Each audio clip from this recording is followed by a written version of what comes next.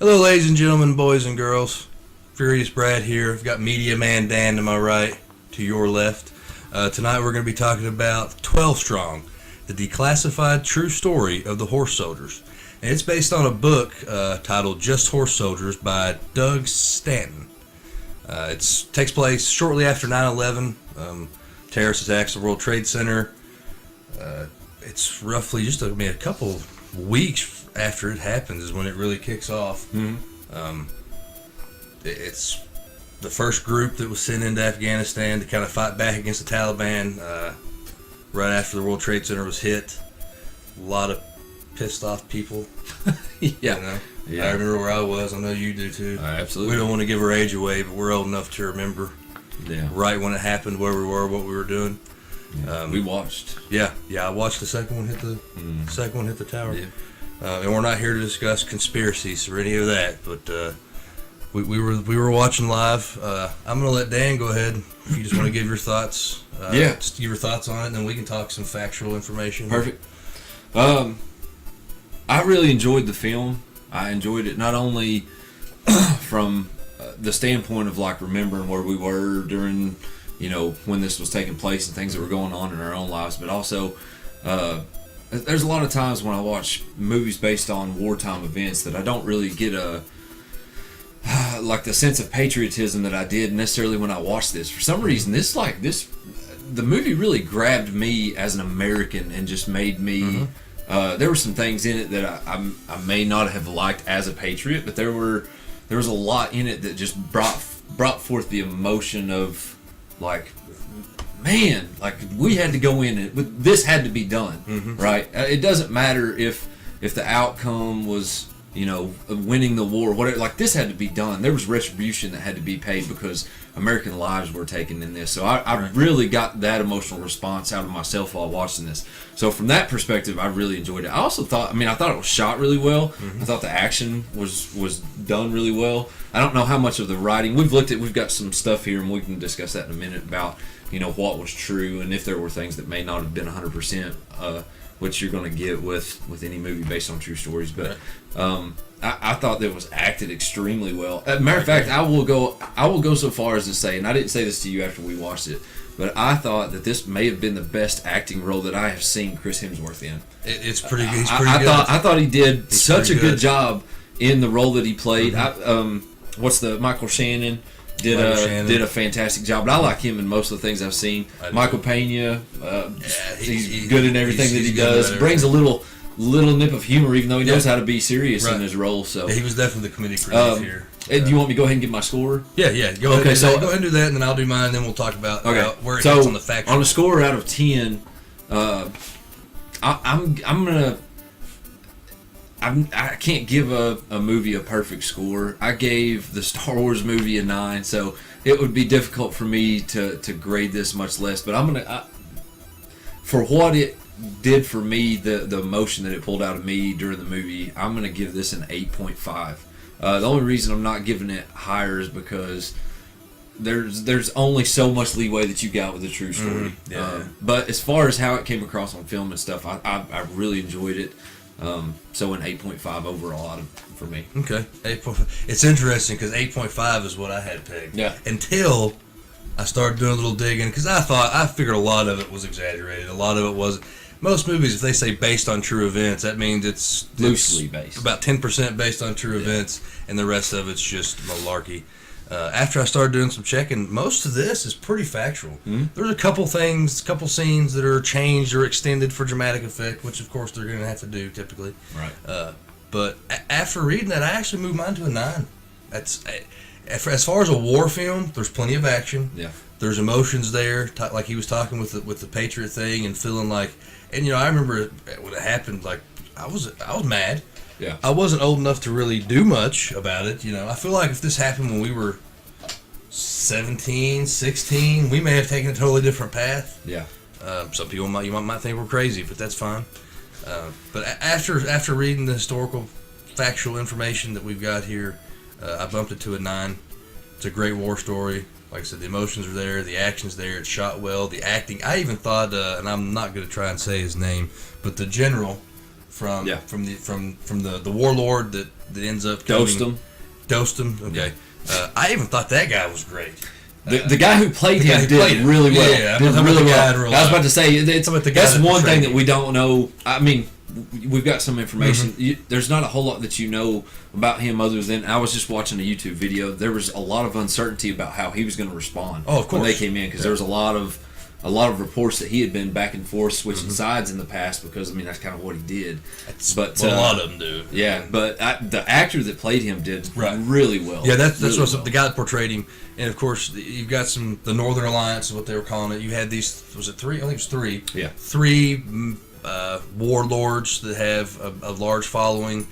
All of them were kind of at war. They call it a Northern Alliance only simply because they were aligned against the Taliban, but they still fought each other. There was even a line early on in the movie. The guy's like, if you run into one of the other warlords, you're liable to be fighting them, the Taliban, and both war factions. So you just there was no guaranteed.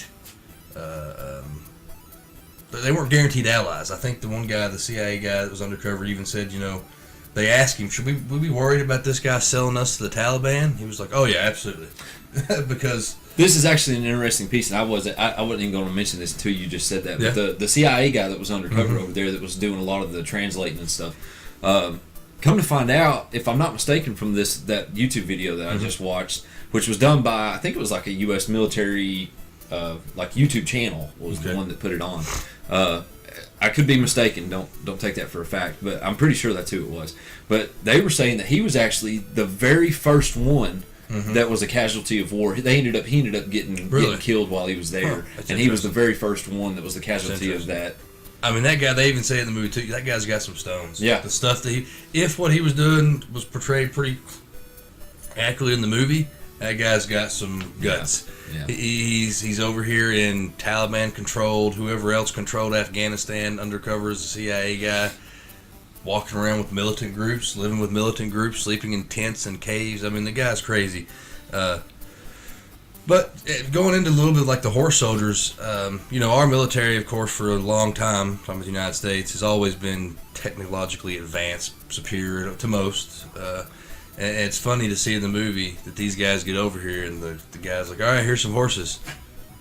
What are we supposed to do with horses? Yeah. But the terrain's so mountainous, so rough. That's the best way to get around over there. I did actually see. I don't know if you read it in here. The character that Chris Hemsworth played, that guy in real life actually did grow up on a horse ranch and did know how to ride. Mm-hmm. He was one of the only few of the 12 that had any experience on horses. Michael Shannon's character, he really did hurt his back, get a herniated disc. He was hurt most of the mission time they were there. And that's, like I said, I was impressed with how much of it was true. They do kind of exaggerate the whole declassified true story because this did become declassified just a couple months after 9/11. It was in 2001 when it still Rumsfeld gave a speech on it, declassified it, showed photos of him. Yeah, that was actually what I was looking up. I was trying to find the video of him talking about the horse soldiers. And reading the email that Chris Hemsworth character sent him. One thing that I found really interesting when I was watching that video is just one little snippet of information that I didn't see that was in here was that those horses were actually war horses that had been trained for they came from a line of horses that had been trained for apparently like centuries to like run towards gunfire. Right. They're not The only problem was it may have said it in here or on there, I can't remember, that now we're using M16s and all this different type of gunfire, but they were still trained nonetheless to go towards that sound, whereas a normal creature is going to run away from sounds like that. I'm not going to say the actual line because it was kind of humorous to me, but there was a line about the bombs. Yeah, that the guy gave about the bombs. It was pretty good. So there is some humor in this too. Michael Peña's character. Yeah. He's got a lot of good humor in it to me. And there's even some other short little one-liners from Michael Shannon and Chris Hemsworth about the relationship between him and the Afghani warlord. Yeah. They're, for the most part, it's pretty accurate. There's a couple battle scenes that were kind of extended and changed for dramatic effect. Yeah, the very last one. The very last one in particular. Gosh. Oh, so the one thing that I did read in here that I thought was interesting, also saw in that video, is that the character that Michael Shannon plays actually gets really injured in the film. Right, that was one of the biggest things. And the only injury that he actually sustained while he was there, according to true sources and himself, or the guy that he played, the character that he played, was his back injury. He slipped disc while he was riding the horse. Yeah, he Now, said he still has back problems. now. and they did have to give him medication while he was there, just so he could do his job while he was there. But that was the only injuries that he sustained. That was the big dramatic thing, and that was, you kind of expect him to add something for dramatic. Yeah, it's a movie. His character suffers a major injury. Real life didn't happen, but for the most part, it was pretty factual. So I gave it a 9. We got 8.5 together. I'm giving it an It's a 8. larger I'm giving number. it an 8.5. I'm actually surprised you gave it as high as you did. But. I was thinking I had 8.5 in my mind until I read some of this, and I thought that I had it predetermined in my mind that depending on how close it was, it would affect it some. Yeah. I mean, I can't complain about how it was shot. I can't complain about any of the casting. Chris Hemsworth is good as Thor. I like him as Thor. Yeah. But he was spot on. He was really. I was surprised because I've always thought of him. He does really good in that comedic Thor, Avengers role. But to see him in such a serious role and leading a group of people and the way that he interacts with the warlord in particular, he did a really good job. And there's ways they can do things on film, but he is an imposing guy. Yeah, he's big. And they obviously probably do some stuff to make him look taller, bigger, whatever. But he's an imposing guy, so I thought he did the leadership. I think he's well. like 6'3". He's 6'4", I think. So, I mean, he's a big and guy. He's and they come from a family of professional rugby players. Or something. Lost at Sea. Did you see it? I didn't see it. He actually did really well in that. It was a serious role. I thought he did well in. But this might be his best role. I might have to agree with you. Yeah. I didn't have any problem with any of the casting.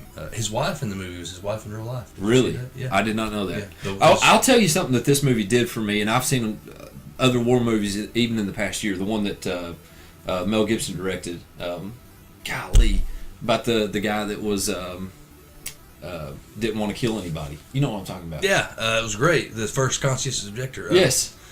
Anyway, Heartbreak Ridge. Yeah. I watched that movie maybe 6 months ago, and it's a really, really good movie.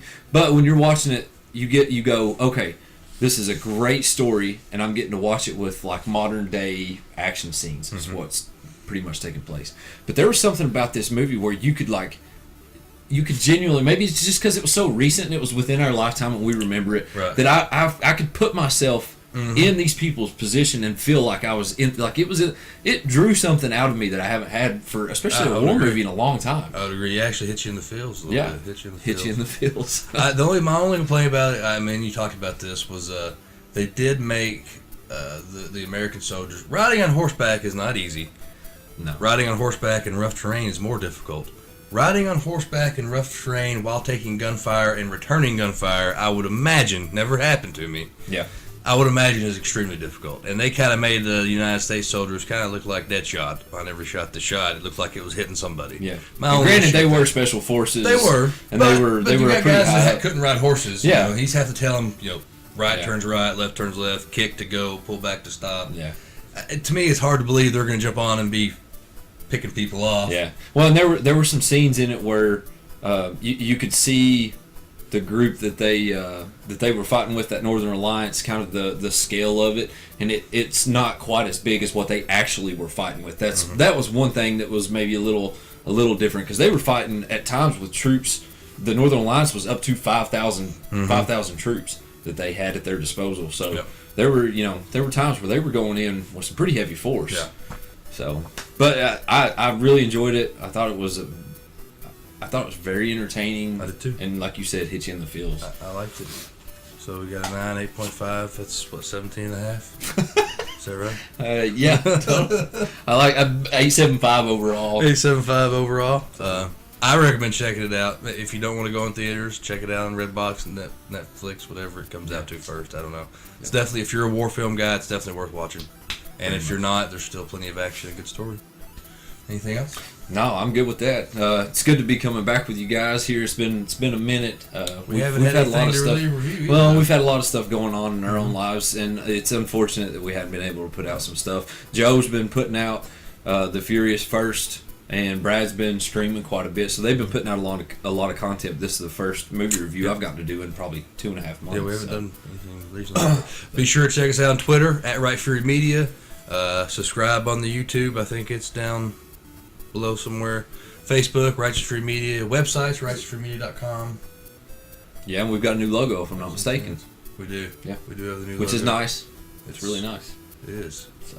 We forget anything else? No, I think we've got some more stuff coming. Yeah, we'll have a review coming on 15-17 to Paris, and then I'm assuming we're gonna go watch Black Panther this weekend. Yeah, and possibly And- Samson. Yeah, and possibly Samson, and I'm sure we'll do reviews on those. And I think that's about it, right?